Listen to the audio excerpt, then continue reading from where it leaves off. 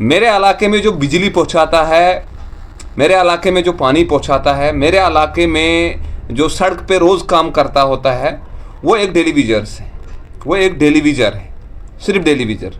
मैं आज बात उसी टेलीविज़र की करूँगा और बात आज मैं उन्हीं टेलीविज़र्स के लिए करूँगा जो टेलीविज़र्स गांव देहात को चलाते हैं, जो टेलीविज़र्स उन इलाकों को खुश करने की कोशिश करते हैं जिन इलाकों में बड़े बड़े ऑफिसर्स की नज़र तक नहीं पहुँचती है। जी हाँ, मैं बात करूँगा जम्मू कश्मीर के टेलीविज़र्स की, जो बेचारे उनकी ज़िंदगियाँ ऐसी बन चुकी है, ना वो मजदूरी कर सकते हैं ना वो गवर्नमेंट एम्प्लॉय है, क्योंकि 10,000 या 8,000 पे उनके घर का खर्चा नहीं चलता है। उनका जो घर बार है, उनके बच्चों की जो तालीम, घर की ज़रूरतें पूरी नहीं होती हैं, और ऊपर से उनको नाम दिया गया है तुम जी मुलाजिम हो, तुम जी गवर्नमेंट मुलाजिम हो। बिजनेस तो वो कोई कर नहीं सकता है क्योंकि नाम दिया है गवर्नमेंट मुलाजिम।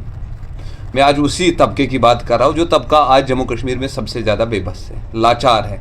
एक अनएम्प्लॉयमेंट तो सीधा अनएम्प्लॉयमेंट है, वो मजदूरी करेगा या कोई बिजनेस शुरू करेगा, कुछ न कुछ तो करेगा, लेकिन उस टेलीविज़र्स का हाल आप अंदाज़ा लगाया जा सकता है। जो टेलीविज़र्स बेचारा 8,000 पे अपने घर में सेक्रीफाइस कर रहा है, वो टेलीविज़र जो आपके गांव के उस पोल पे उस बर्फ में खड़ा होता है कि मैं इस गांव को, ये मेरी जिम्मेदारी है, मेरी ड्यूटी है, मैं इस गांव को बिजली दूंगा। वो टेलीविज़र जो उसी बर्फ में आपके गांव के लिए पीएचई की लाइन लगाने के लिए होता है। वो टेलीविज़र जब आपके इलाकों में बर्फ़ होती है, आपके इलाकों में रोड्स बंद होते हैं, वो टेलीविज़र मशीन से लटका कर पूरी रात पूरा दिन वहाँ खड़ा रहता है और कहता है कि मुझे ये रोड क्लियर करना है। आखिर इनकी गलती क्या है, खता क्या है?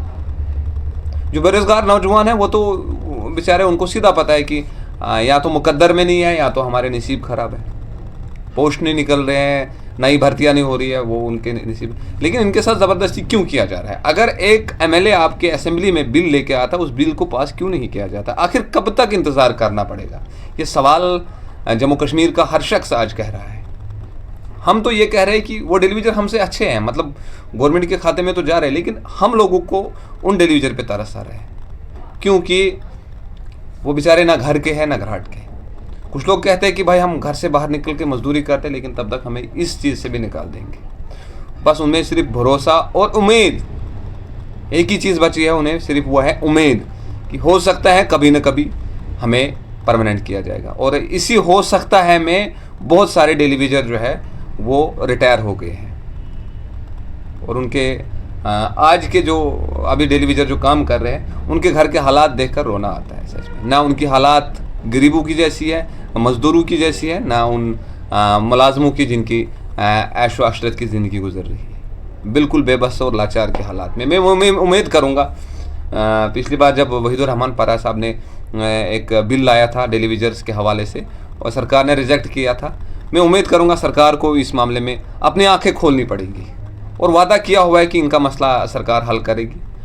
हम उम्मीद करते हैं अगर इस बार नहीं तो अगली बार, लेकिन ज़रूर इन लोगों का मसला हल होगा। और हम उम्मीद करेंगे तब तक ये सारे टेलीविज़र बेचारे ज़िंदा हो, नौकरी करते हो, क्योंकि इनका दर्द हमें इसलिए महसूस होता है कि मैं अपने इलाके में जब भी लाइट चली जाती है हम एक टेलीविज़र को ही फ़ोन करते हैं, जब भी पानी की समस्या आती है हम एक टेलीविज़र को ही फ़ोन करते हैं, जब भी हमारे रोड की समस्या आती है हम एक टेलीविज़र को ही फ़ोन करते हैं। बस यूँ मानिए कि जो बैकवर्ड सोसाइटीज़ हैं उनको टेलीविज़र चला रहे हैं और हम बैकवर्ड वाले कह रहे हैं कि नहीं, इनके साथ इंसाफ ज़रूर होना चाहिए। अगर इनके साथ इंसाफ होगा तो यकीनन इस सोसाइटी के साथ इंसाफ होगा।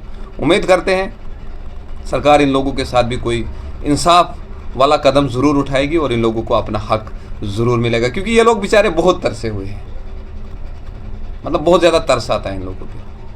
बहुत स्ट्रगल कर रहे हैं, मेहनत कर रहे हैं, कोशिश कर रहे हैं आगे आने की। मेरे इलाके का एक पीडीडी में एक टेलीविज़र है, मैं कहता हूँ कि उनकी सैलरी लाख रुपए होनी चाहिए। अब्दुल क़य्यूम साहब बहुत ज़्यादा मेहनत कर रहे हैं, तो उम्मीद करते हैं कि कहीं ना कहीं सरकार इन लोगों की जो फरियाद है वो सुन ले और इनका मसला हल हो जाए। हम ऊपर वाले से भी दुआ करते हैं कि सरकार उन लोगों के दिलों में इस चीज़ का खौफ डाल दे कि इनका मसला हल करना बहुत ज़रूरी है, क्योंकि इनके घर की हालात, इनके घरों की हालात जो है वो बड़ी ख़तरनाक है। खुदा हाफिज़, अस्सलाम।